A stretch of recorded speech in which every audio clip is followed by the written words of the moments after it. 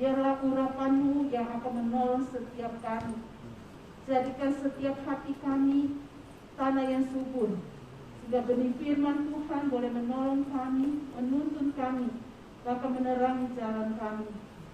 Agar kami dalam kehidupan yang masih Tuhan percayakan, kami tidak salah untuk melangkah, bahkan memahami kebenaran demi kebenaran yang ada, sehingga kami boleh menjadi saksi-saksi Kristus yang boleh memberitakan kebenaran itu. Biarlah firman Tuhan pada sore hari ini menolong kami, urapi dan berkati hamba-Mu, sehingga boleh menyampaikan maksud Tuhan. Di dalam nama Yesus Kristus kami berdoa. Amin. Shalom. Shalom. Ya, sudah lama sekali tidak bertemu. Di masa pandemi ini kita tidak bisa bertemu secara langsung. Saya sempat mengunjungi Ibu Ima setelah kepergian Pak Hans. Ya, ada sesuatu yang hilang ya. Saya aja merasakan, apalagi Ibu Ima dan keluarga. Saya mengenal keluarga Pak Hans di tahun 94. Saat saya praktek setahun, saya diutus seminari Alkitab Asia Tenggara untuk praktek di GKK Kendari. Pasangan suami istri ini datang setelah saya selesai pelayanan. Lalu Pak Hans mengutarakan niatnya untuk mempersembahkan diri. Disitulah awal saya bertemu dengan mereka. Dan kemudian saya tahu mereka kemudian melangkah dengan iman mereka ke saat malam. Sempat hubungan kita putus, tapi saya percaya mereka dipelihara Tuhan dan Tuhan sedang menjalani masa pembentukan dia sebagai hamba Tuhan. Pada saat saya kembali ke Bandung, saya ambil studi S2 di STTB dan kembali bertemu dengan keluarga ini. Saya mengunjungi mereka di rumah mereka, dan pada saat itu Tuhan sedang ulang tahun. Dan dia minta saya berdoa, katanya Ibu Elis ini mentor saya pengen didoakan oleh mentor saya. Ya sebetulnya saya tidak jadi mentor juga secara langsung, karena saya hanya mengarahkan waktu itu pengen masuk seminar, tapi beliau berkata begitu. Sempat Pak Hans minta bantu di tempat ini, di awal LG Board. Jadi saya tahu perjuangan Pak Hans di LG Board ini gimana, ya. Walaupun karena saya semakin jauh melangkah ke daerah sana, saya sulit untuk ke sini ya. Jadi kemudian saya jarang ke sini, dan juga kemudian banyak pergumulan dalam keluarga saya, harus mendampingi adik ipar yang kemudian tahun lalu sudah meninggal juga. Banyak perkara yang terjadi dalam hidup ini yang tidak ada di dalam benak kita. Yaitu sedikit kesaksian, tapi saya percaya jemaat di sini adalah jemaat yang luar biasa, yang Allah kumpulkan dengan caranya, dan saya percaya Tuhan punya rancangan ke depan. Tetap kuat, tetap semangat ya. Oke. Saya ingin men-sharingkan firman Tuhan pada sore hari ini atau pada malam hari ini, yang saya beri judul Iman dan Dongeng Nenek. Ya, karena hari ini kata Ibu Ima, hari ini diperingati oleh kita kaum Injili bahwa ini adalah hari reformasi, ya, di mana kita tahu back to Bible. Banyak kebenaran waktu itu bergeser, dan kemudian terjadi satu reformasi yang luar biasa. Dan kita percaya bahwa berkat perjuangan-perjuangan yang mereka lakukan, kemudian Injil itu semakin dapat diberitakan dengan baik dan benar, ya. Baik, saya ingin mendasarinya dari Ibrani 11 ayat 1. Kita dapat membuka dari Ibrani 11 ayat 1. Saya akan bacakan bagi kita sekalian. Iman adalah dasar dari segala sesuatu yang kita harapkan dan bukti dari segala sesuatu yang tidak kita lihat. Ayat ini kita pasti tahu, ya, sangat jelas berbicara tentang apa itu iman secara walaupun kelihatan sebagai sebuah definisi, ya. Tapi ini adalah sesuatu yang sangat dasar yang harus kita pegang erat. Bahwa iman itu adalah dasar dari segala sesuatu. Dan kita juga dapat melihat sini bahwa iman itu juga adalah sesuatu yang kita harapkan. Tadi di satu pujian tadi dari grup ini, bahwa kita diarahkan ada pengharapan di dalam Tuhan. Hanya di dalam Yesus pengharapan kita, nggak ada dasar lain, ya. Selanjutnya saya mendasari dari firman Tuhan 1 Timotius 4 ayat 7. Di sini firman Tuhan katakan, tetapi jauhilah tahayul dan dongeng nenek tua, latihlah dirimu beribadah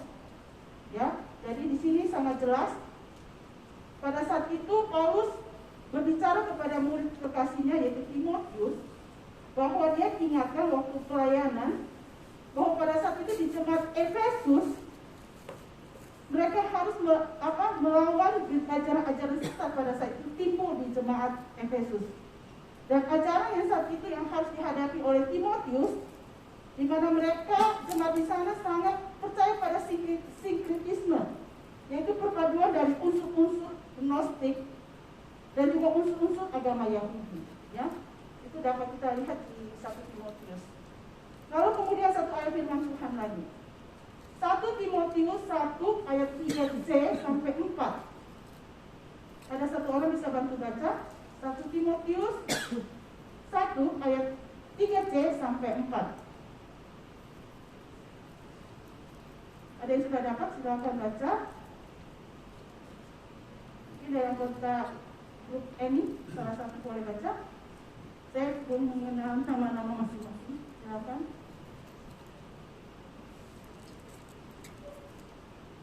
Dari 3C ya Bu ya? Ya. Aku telah mendesak. Ya, nggak apa-apa ya. Aku telah mendesak engkau supaya engkau tinggal di Efesus dan menasihatkan orang-orang tertentu agar mereka jangan mengajarkan ajaran lain ataupun sibuk dengan dongeng dan silsilah yang tiada putus-putusnya, yang hanya menghasilkan persoalan belaka dan bukan tertib hidup keselamatan yang diberikan Allah dalam iman. Ya, terima kasih. Jadi iman itu sangat kontradiktif dengan dongeng-dongeng yang muncul di kehidupan kita. Makanya sering kita melihat dalam acara TV dibuat acara apa? Fakta atau mitos, gitu ya. Karena memang secara nyata di kehidupan manusia dari zaman Rasul Paulus atau zaman-zaman sebelumnya juga, bahwa memang diperhadapkan dengan namanya fakta dan mitos. Jadi bukan saja tubuh kita sekarang bahwa ada fakta dan mitos. Nah, dalam iman Kristen kita harus jelas yang mana iman Kristen, yang mana itu dongeng, yang mana itu mitos, bukan fakta. Jadi kalau yang mitos berarti harus apa? Kita apakan? Kita jauhi. Kita jauhi, jangan semakin mendekat. Dunia semakin menggeser kita, baik kehidupan kita, cara kita hidup, cara kita melayani, cara kita berhidup, ada ini atau cara kita berpikir. Tapi sangat jelas bahwa iman kita harus didasarkan oleh kebenaran yang didasarkan pada firman Tuhan. Kalau kembali pada firman Tuhan, back to Bible, dalam perdebatan apapun atau tokoh teologi apapun, semuanya harus kembali kepada apa? Alkitab. Bukan menurut Ibu Elisa, bukan menurut Ibu Ima, ataupun kita menurut Pak Hans, bukan. Jadi tidak menurut para hamba Tuhan atau para pendeta, tapi harus didasarkan pada kebenaran Alkitab. Ya, nah itu kita diperhadapkan dua hal ini. Saya ingin beri contoh. Next. Nih, masalah cicak. Biasa bilang cicak ada dengan cicak ya. Cicak. Hewan ini dalam kepercayaan primbon. Nah, kita ini terpengaruh dengan primbon juga. Ya. Pernah kejatuhan cicak nggak Bapak Ibu? Pernah. Hati-hati loh kalau dijatuhin cicak, kata emak. Kata emak saya, hati-hati kalau dijatuhin cicak. Bukan ada hoki loh, bukan. Amsyong. Jadi kalau menurut primbon, pertanda kalau kita itu dijatuhin cicak akan apa? S-I-A-L. Jadi apa? Sial. Sial. Jadi manusia itu paling takut yang namanya sial. Jadi katanya kalau dijatuhin cicak akan sial. Saya ini paling banyak dijatuhin cicak. Saya mungkin dari remaja ya, sehingga saya sekarang itu trauma terhadap cicak dan tikus. Saya sudah lihat gambar situ saya geli. Saya mengalami peperangan gitu. Tapi saya mau saya pakaikan ilustrasi. Dan terhadap cicak ini juga di ajaran Hindu, kejatuhan cicak di kepala dipercaya sebagai tanda bahwa akan muncul seseorang yang akan mengganggu ketenangan hidup. Mungkin kalau dalam hubungan keluarga, suami istri gitu ya, ada will atau pill yang akan datang gitu. Kalau aduh jangan-jangan suamiku ada yang lagi dekat, ini ada cewek cantik tetapi suamiku. Ya, jadi ada satu pemikiran seperti demikian, ya. Lalu next, ada 3 saya pakai ya. Ini gambarnya bukan burung hantu, itu jadi burung gagak. Saya cari-cari burung hantu gak dapat ya. Jadi burung gagak saya pakai. Ya. Nah, kalau burung hantu bertengger di atap rumah, ada pertanda apa? Ada yang tahu? Kematian. Secara rata-rata taunya ada kematian. Nah, dalam mitologi Yunani, burung hantu merupakan maskot dari Athena, yaitu dewi kebijaksanaan. Akan tetapi dalam berbagai kebudayaan burung hantu memang diyakini sebagai pertanda kematian. Jadi Yunani itu enggak dewi kebijaksanaan, tapi bagi banyak rata-rata itu adalah pertanda kematian. Di Indonesia burung hantu lambang juga merupakan lambang kematian juga ya. Apalagi masyarakat Jawa meyakini bahwa burung hantu merupakan pertanda ada keluarga yang mau meninggal. Saya ini kan dari daerah ya, dari Donggala, merupakan kota kecil. Jadi kalau ada dengar burung hantu, pernah tahu suara burung hantu nggak Bapak Ibu? Apalagi kalau tengah malamnya bisa merinding bulu kuduk ya. Wah, sudah mulai berpikir siapa yang meninggal ini? Apalagi dia putar-putar di atas rumah kita. Jangan-jangan keluarga saya nih, ada yang mau meninggal, siap-siap nih, ya. Jadi itu merupakan mitos-mitos yang muncul di kehidupan kita. Nah, selanjutnya, gunting rambut pada saat hamil. Gak boleh waktu hamil, ibu-ibu itu kalau lagi hamil gak boleh gunting rambut. Jadi kalau sudah panjang ya silakan nanti kayak Putri Duyung, nanti panjang sampai di kaki ya. Gak boleh selama hamil 9 bulan, gak boleh potong rambut. Karena akan membawa sial, dipercaya akan membawa sial, bahkan disebut menyebabkan bisa gugur. Jadi kalau hamil muda, kemudian bisa gugur. Kalau gugur, ini gara-gara dia potong rambut. Dia cuma potong poni aja mungkin nggak bisa, ya, karena dipercaya seperti itu. Nah, kita melihat next.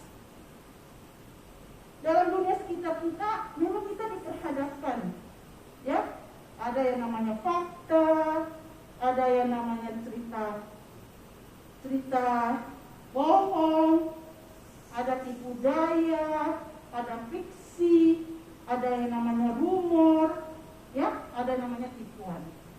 Jadi kita sebagai orang percaya, kita yang mengatakan beriman kepada Yesus Kristus, bagaimana kita menyikapi?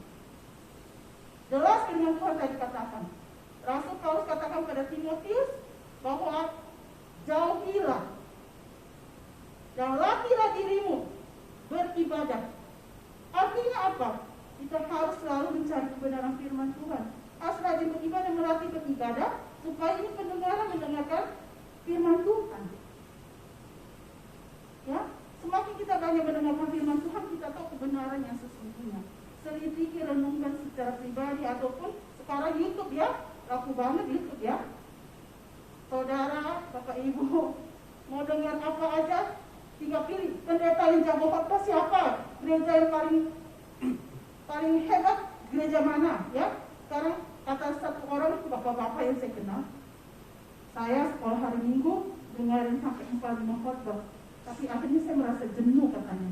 Kebanyakan saya dengar, saya bilang bapak itu memenuhi otak bapak atau bapak memenuhi iman bapak, itu harus jelas, ya.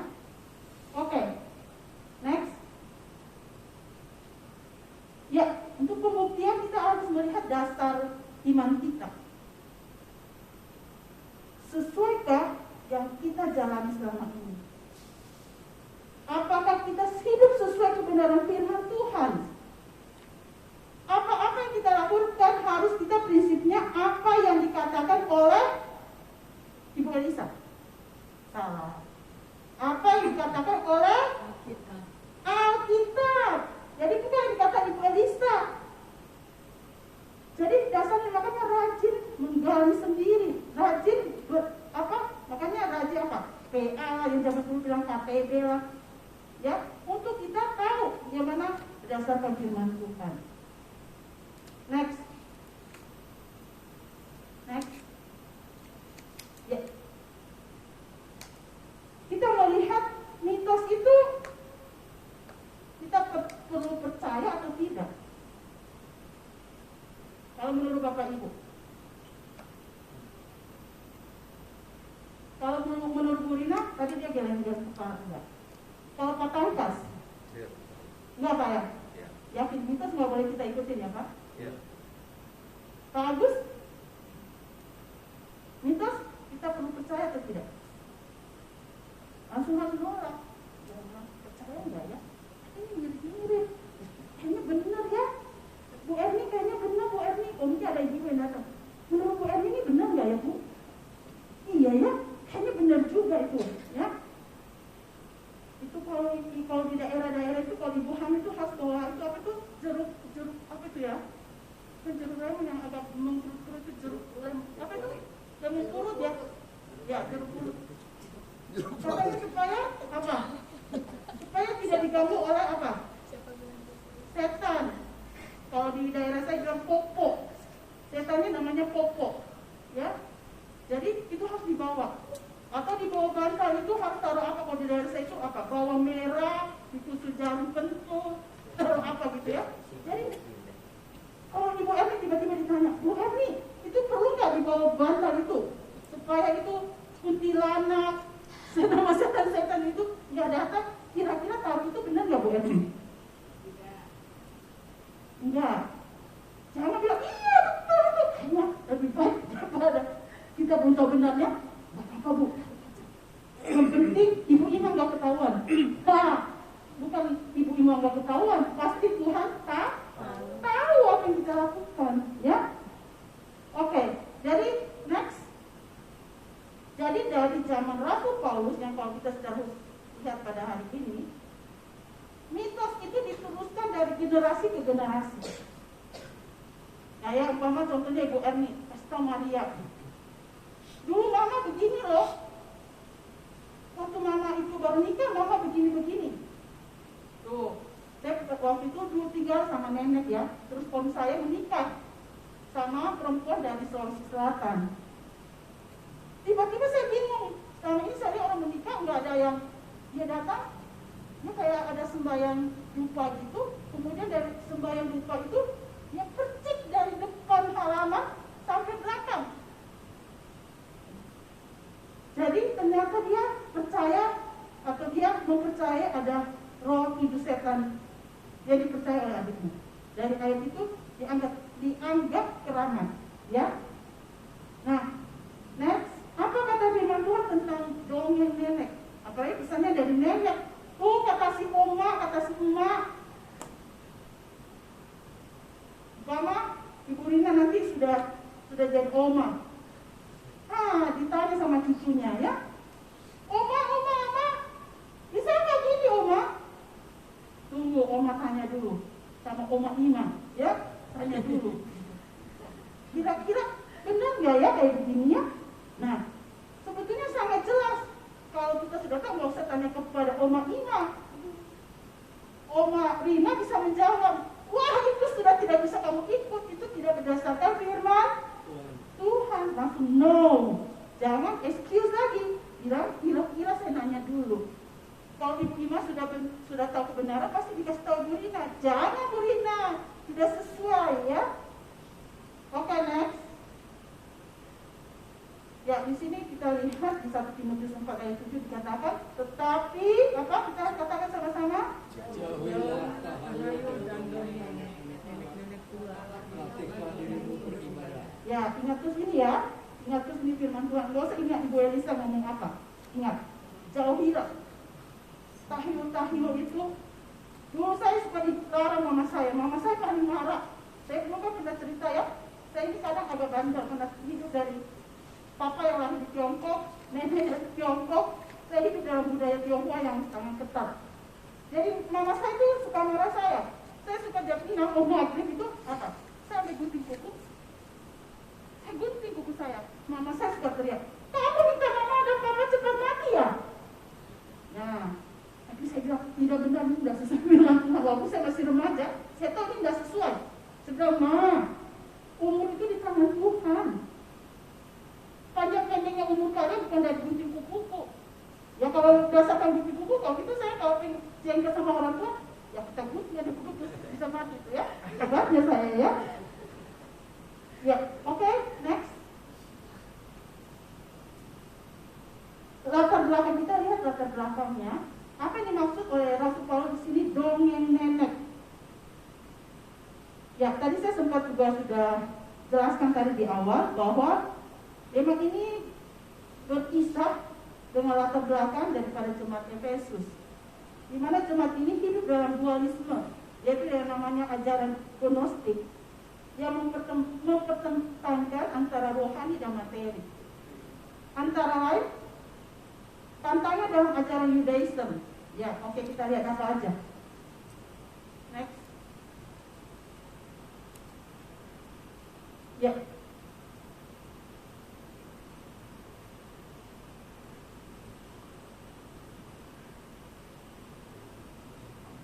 Yang pertama adalah tentang nikah dan selibat. Tahu selibat? Ngerti Bapak Ibu? Yang namanya selibat? Selibat itu yang tidak menikah. Ya. Nah, di sana dipertentangkan di dalam jemaat Efesus. Dianggap orang menikah itu berdosa. Yang selibat itu enggak kudus. Oh, itu saya yang paling kudus ya. Itu pemahaman dulu. Jadi itu dikatakan dipertentangkan waktu itu. Enggak cocok. Padahal kita tahu dengan jelas firman Tuhan apa katakan. Tuhan yang mempersatukan sebuah pernikahan. Tuhan yang merancangkan pernikahan. Ya, enggak ada yang dosa ya. Berikutnya, pantangan makanan. Melarang orang makan makanan yang diciptakan Allah dan dianggap mengandung dosa bendawi. Jadi nggak boleh tuh yang diciptakan Tuhan. Yang mau makan sih buatan manusia, tetap pada awalnya semua dari yang diciptakan Tuhan kan. Kayak kita lihat sarden ya, ambil juga dari sama, kan dari Tuhan juga ikannya ya kan, nggak ada yang bisa lepas. Tapi mereka punya pemahaman seperti itu. Next.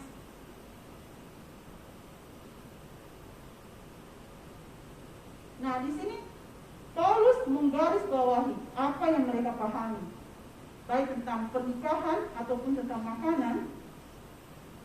Rasul Paulus mengkategorikan bahwa mereka sedang menceritakan tentang dongeng nenek dan tahayul. Makanya dia melarang mereka tidak melakukan hal ini. Next. Ya, oh tadi sudah terlewat ya, saya kata tahayul, kalau dalam bahasa Yunani ada bebolos, yang berarti cerita-cerita yang sama sekali tidak suci, atau cerita-cerita yang tercemar, atau pembicaraan yang kosong. Jadi kata Paulus, kita jangan lagi ya melakukan pembicaraan yang kosong yang tidak ada kebenarannya.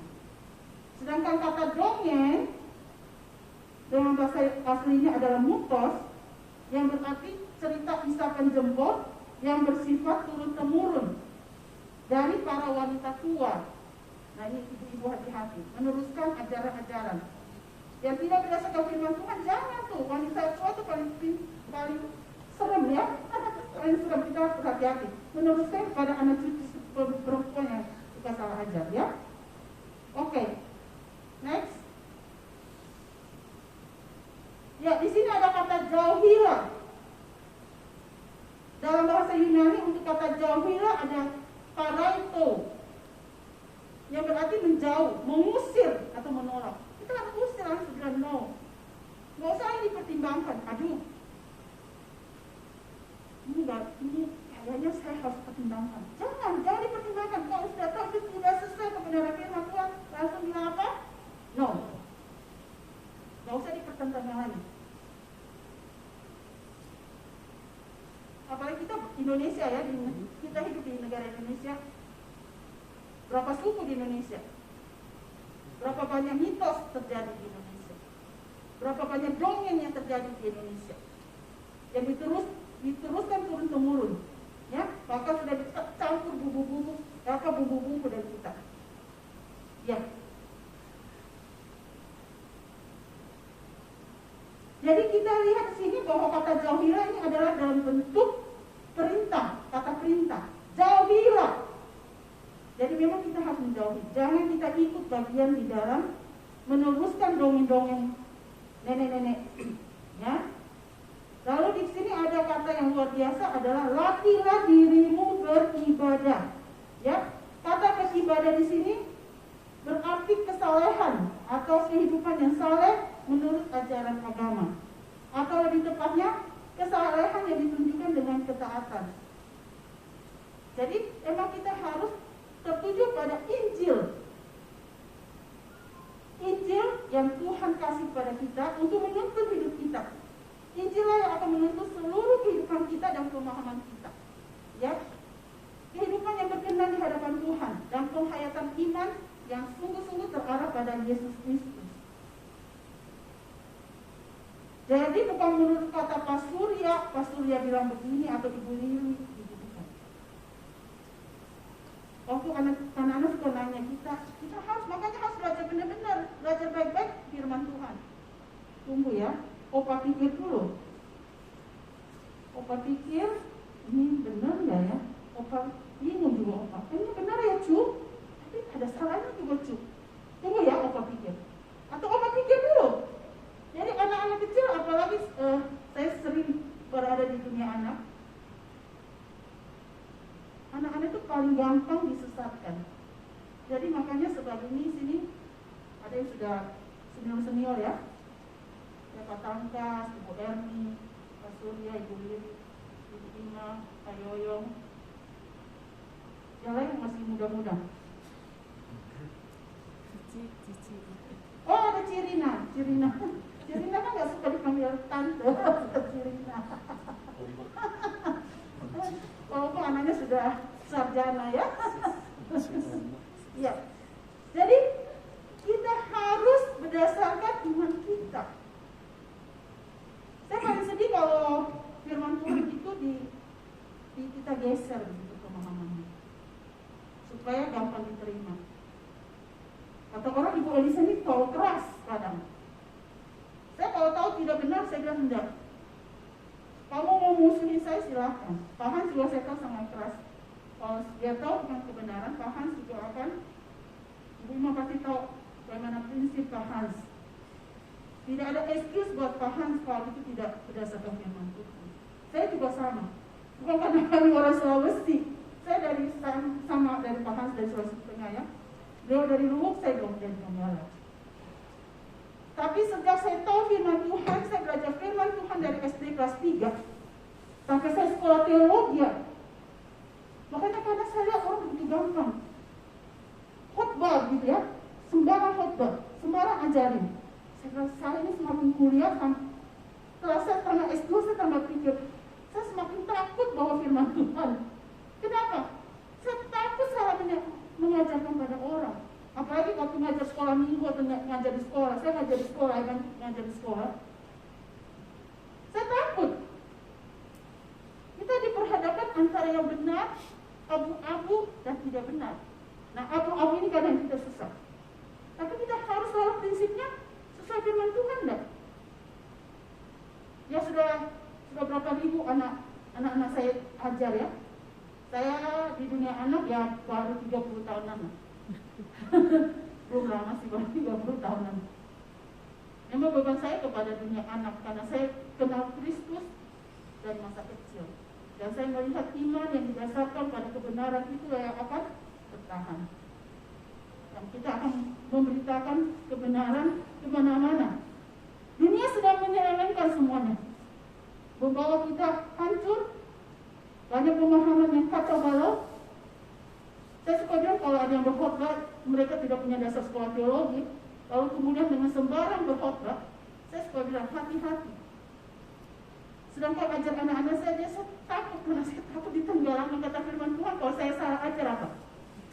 Saya akan ditenggelamkan. Tuhan tidak memperhitungkan, wah Ibu Elisa jago cerita, jago ngajar anak. Enggak. Karena saya sudah salah mengajar, Tuhan bilang Elisa goodbye. Karena saya salah mengajar. Di hari reformasi ini, iman kita harus didasarkan kepada kebenaran Tuhan. Yes? Yes. Kita harus berkomitmen di pasangan muda. Tadi yang disebut Ibu Ima, sorry saya belum tahu namanya. Teruskan. Pak Hans sudah tidak ada. Kalian kata Ibu Ima, ini adalah murid-murid dari Pak Hans, ya. Dulunya mungkin dibimbing rohaniannya oleh Pak Hans. Lanjutkan perjuangan-perjuangan, ya. Cuma di sini juga lanjutkan perjuangan Pak Hans. Beritakan kebenaran. Jangan senang dengan khotbah yang mengajarkan yang enak, yang lucu-lucu. Saya tidak akan menyebutkan di gereja mana. Saya mau ponakan saya beribadah. Dia bilang ini, tuai. Tadi pendetanya khotbah tidak sesuai firman Tuhan. Dia masih remaja tapi dia tahu salah. Itu ngaco tuai, dia bilang. Tidak sesuai yang diajarkan firman Tuhan. Dia bilang, bagus lah kamu tahu yang mana yang benar dan salah. Jadi anak-anak kita harus diajarin mana yang benar dan salah, mana yang fakta, mana yang mitos, mana yang dongeng nenek, mana adalah kebenaran. Oke? Kiranya Tuhan menolong kita memberitakan kebenaran dan menjadi pelaku firman Tuhan. Tuhan memberkati kita.